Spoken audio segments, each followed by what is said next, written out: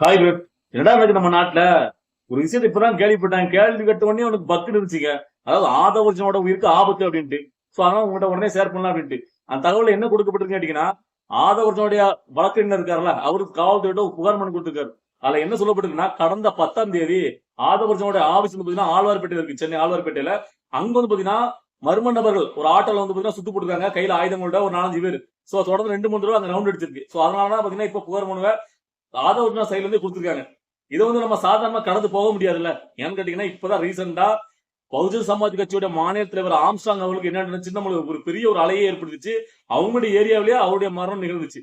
So அப்படி இதை வந்து நம்ம ஈஸியா நம்ம கடந்து போக முடியாது. ஏன்னா ஒரு விஷயம் நடந்ததுக்கு அப்புறம் அதை பேசி அதுக்காக பாத்தீங்கன்னா இது இப்படி இது அப்படின்னு அதை பத்தி பேசுற விஷயமே கிடையாது. நடக்க முன்னாடி பிரிவென்ஷனா ஒரு அரசாங்கம் தடுக்கணும்ல. சோ அப்ப இந்த அரசாங்கம் சட்டம் ஒழுங்கு நேரடி கட்டுப்பாட்டு இருக்கு. என்ன பண்றாங்க, ஏன் இப்படிலாம் இன்னுமே பாத்தீங்கன்னா அதாவது அரசாங்கத்தை நம்ம குறை சொல்றத விட முதல்ல அந்த தவறை செய்யக்கூடியவங்க அவ்வளவுக்குள்ள துணிச்சலா இருக்க காரணம் அரசாங்கத்துல வந்து பாத்தீங்கன்னா சரியான ஒரு கெட்டுப்பிடி இல்ல. சோ நம்ம இதை பண்ணா இந்த தண்டனை இல்ல ஜாமீன்ல வெளியே வந்துடும், அந்த ஒரு இதுதான் பாத்தீங்கன்னா இவ்வளவுக்குள்ள குற்றங்கள் தமிழ்நாட்டில் நடக்கிறதுக்கு காரணமா அமையுது. சோ அப்போ ஒரு சரியான, அதாவது இந்த தவறு செஞ்சா உடனடியாக நம்ம தீர்ப்பு கொடுக்கணும், சட்டத்தை நிறைவேற்றணும், தண்டனை கொடுக்கணும். சோ தண்டனை தள்ளி போக இவங்களுக்கு எல்லாம் பாத்தீங்கன்னா ஒரு ஒரு அஜாக்கிரம் இருந்தது. நம்மள என்ன செய்ய முடியும், இந்த தண்டனை பண்ணா இதான இது நம்மள அதாவது ஒரு மேலிடத்துல சப்போர்ட் இல்லாம இங்க எந்த ஒரு பெரிய குற்றம் நடைபெறல. பெரிய பெரிய தலைவர் இப்ப சாதாரண ஒருத்தவங்களுக்கு ஒரு பாதிப்பு நடைபெறுதுன்னா ஒரு முன்வீரதை ஏதாவது நடல, ஒரு கோபத்துல ஆத்திரத்துல நடக்கும். ஆனா மத்தபடி பாத்தீங்கன்னா பெரிய பெரிய ஒரு கட்சியோட தலைவர், பெரிய பெரிய செல்வாக்கு மிகுந்தவர்கள் நடக்குன்னா அது வந்து பாத்தீங்கன்னா மிக பின்னாடி பெரிய ஒரு பின்புலம் ஒரு செல்வாக்கு மிகுந்த மனிதர் ஒருத்தர் இருப்பார்.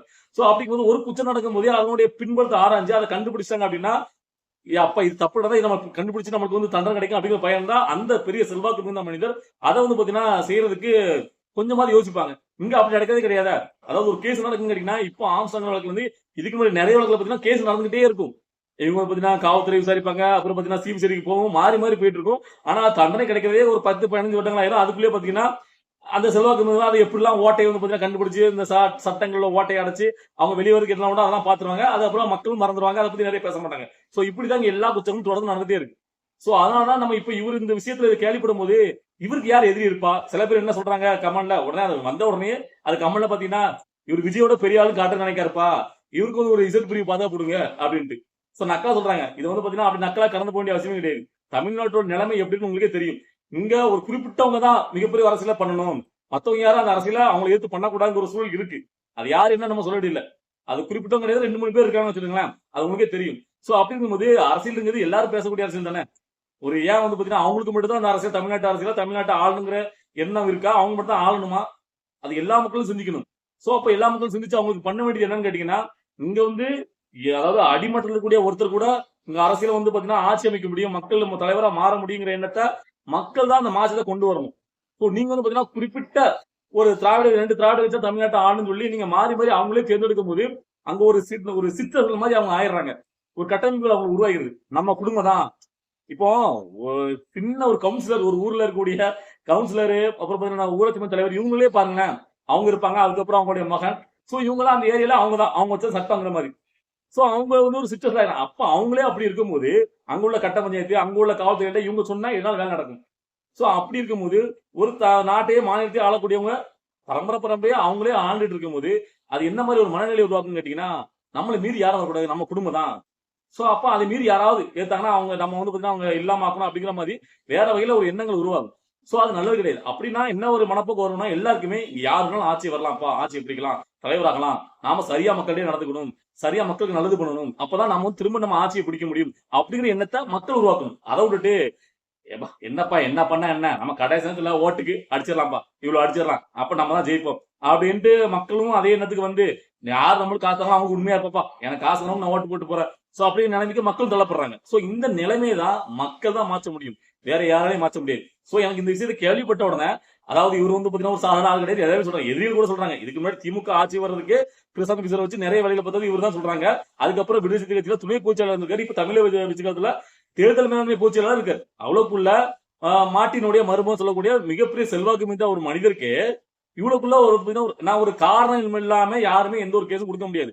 சிசிடிவி கேமரா இருக்கு, அங்கேயே பாப்பாங்க, ஒரு ஆட்டோல வந்து சுத்து போட்டாலும் அவரே சொல்றாங்க, அவங்க சைட்ல இருந்து வழக்கறிஞர் சொல்றாங்க. அப்படிங்கும் போது அப்போ இவ்வளவு பெரிய செல்வாக்கு மிகுந்த மனிதருக்கே இப்படி நடக்கும்போது அப்போ நாட்டுல சாதாரணப்பட்டவங்க ஒருத்தர் ஏத்தாங்கன்னா அப்ப என்ன மாதிரி இருக்கும். சோ அதனாலதான் அஜித்குமாரோடைய ஒரு அந்த மாதிரி ஆட்கள்லாம் பாத்தீங்கன்னா ஒரு கேட்க நாதி இல்லாத சாதாரணப்பட்ட எளிய மக்களுக்கு எல்லாம் கேப்பர் இல்லாம நடக்குது.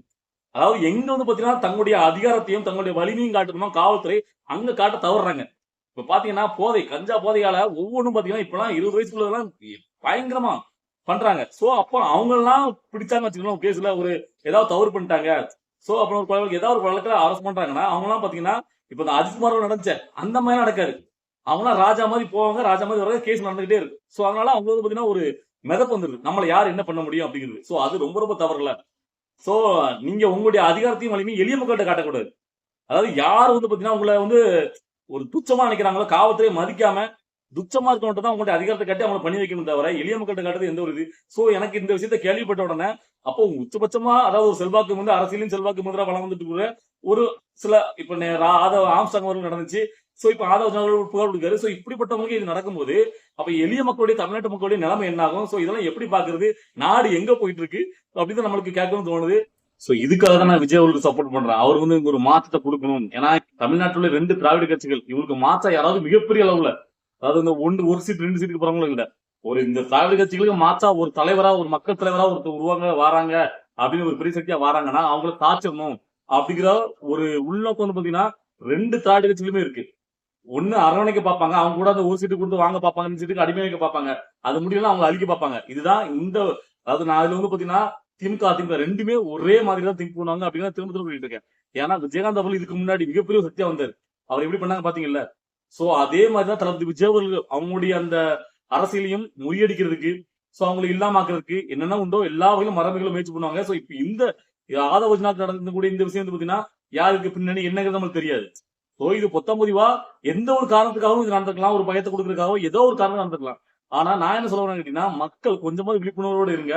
அதாவது விஜயகாந்த் அவர்கள் ஒரு மாற்றத்துக்கு தான் மக்கள் காவல் தலைவரா மாறி வந்தாரு. ஆனா காலமும் சரி கூடவும் சரி நம்பிக்கை துரோகம் நிறைய சூழ்ந்து அவர் வந்து பாத்தீங்கன்னா இப்ப இல்லாம ஆக்கிட்டு சோ அதே மாதிரி தளபதி விஜய் அவர்கள் பலமா யாரெல்லாம் இருக்காங்களோ சோ அவங்க எல்லாம் பாத்தீங்கன்னா பிரிச்சு அவரையும் பாத்தீங்கன்னா இந்த அரசியல ஒண்ணும் இல்லாதவர் இவரும் பாத்தீங்கன்னா ஒரு நடிகர் இவரால ஒண்ணும் பண்ண முடியாது அப்படிங்களுடைய ஒரு நிலைமை கொண்டு வந்துடணும் அப்படி சொல்லிட்டு இங்க நிறைய தீய சக்திகள் வேலை பார்த்துட்டு இருக்கு. சோ அதனுடைய வெளிப்பாடுதான் இப்பெல்லாம் நடந்துட்டு இருக்கு. சோ இன்னும் இந்த 2026 தேர்தலுக்கு முன்னாடி பாத்தீங்கன்னா நிறைய சித்து விளையாட்டுகள் நிறைய கட்சிகள் செயல்பட முயல்வாங்க. சோ நீங்க தான் தளபதி விஜய் அவர்களுக்கு ஒரு பக்கபலமா இருக்கணும் மக்கள். நான் மக்கள் படையோட சிறந்த படை வேற எதுவும் கிடையாது. சோ மக்கள் பாத்தீங்கன்னா அந்த 2026 தேர்தல்ல நீங்க அழுத்த போகிற அந்த கை விரல் அதுலதான் பாத்தீங்கன்னா எல்லாமே இருக்கு. சோ நான் வந்து பாத்தீங்கன்னா இந்த திராவிட கட்சிகளுக்கு மாற்றா தளபதி விஜய் அவர்கள் இந்த ஒரு மாற்று அரசியல பண்ணுவாரு அப்படின்னு நம்ம நம்பிட்டு இருக்கோம். சோ நீங்களும் அதே மாதிரி முயற்சி பண்ணி இந்த ஓட்டு கடைசியில பணம் கொடுப்பாங்களா அதை வாங்கிட்டு ஓட்டு போடாம சோ உண்மையிலே அதாவது அந்த பணத்தை யார் கொடுத்தாலும் ஏன்னா அது உங்களுடைய பணம் தான். நான் எல்லா வீட்டையும் திரும்ப திரும்ப வலியுறுத்து காரணம் என்னன்னா இந்த பணத்தை வாங்கிட்டு நம்ம மக்கள் வந்து பாத்தீங்கன்னா துச்ச உணர்ச்சியில அவங்களுக்கு ஓட்டு போடுறாங்க. அது தவறு. பணம் உங்களுடைய பணம் அது வேற வழியில உங்கள்கிட்ட வருது அதை வாங்கிடுங்க. ஆனா நீங்க யாருக்கு ஓட்டு போடணும்னு மனசா நினைக்கிறீங்களோ அவங்களுக்கு ஓட்டு போடுங்க. சோ அது யாருக்கான இருக்கட்டும். நான் இவங்களுக்கு தான் அப்படி சொல்ல மாட்டேன். சோ அது உங்களுடைய விருப்பம். ஓகேவா? சோ அது இந்த வீடியோ பார்த்துட்டு இருக்க மக்கள் இதை பார்க்கும்போது உங்களுக்கு என்ன தோணுது? நம்ம நாட்டோட நிலைமை எப்படியோ போயிட்டு இருக்கு பாத்தீங்கல்ல.